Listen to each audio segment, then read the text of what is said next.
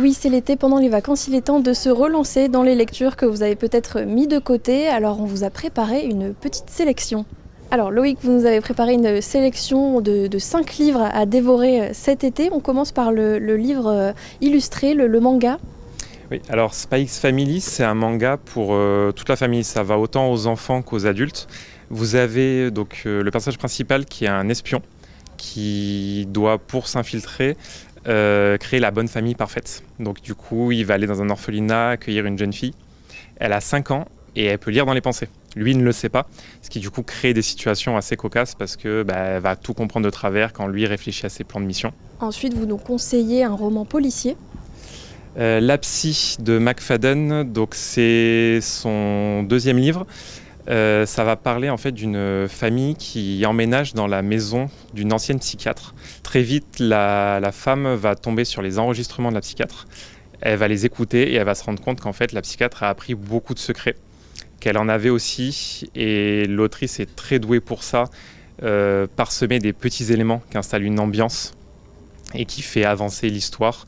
Petit à petit, on a très envie de savoir la suite, puisque du coup, il y a vraiment des secrets et des rebondissements tout au long du livre.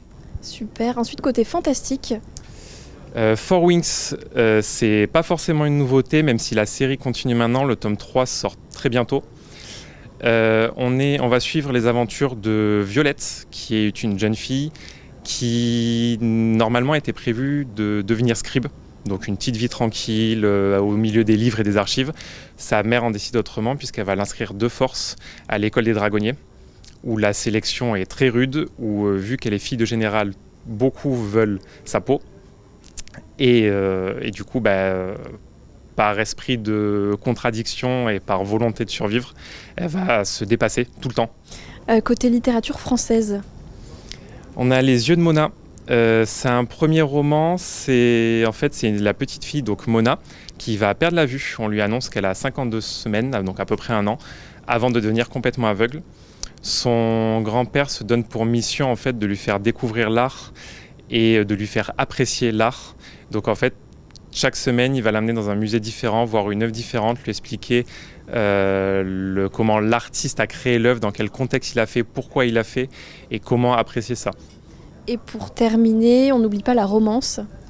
Butcher and Blackbird, le sujet est très simple, 2 tueurs en série qui tombent amoureux. En fait, ils se retrouvent par hasard à vouloir aller tuer le même tueur en série. Et ils vont se croiser, et puis à nouveau se croiser chaque année pour une sorte de petit défi. On leur donne une ville, on sait qu'il y a un tueur en série dedans, ils y vont et ils doivent le trouver le plus vite possible. Mais forcément, ça rapproche, ça crée des liens, ils sont assez isolés parce qu'ils ont vraiment une passion qui est très unique. Et en fait, ils arrivent à se comprendre l'un et l'autre. Et pour ma part, je vous conseille Tant que le café est encore chaud. C'est un roman qui se passe au Japon. C'est un café qui propose à ses clients de retourner dans le passé et ça donne lieu à plusieurs belles histoires assez touchantes.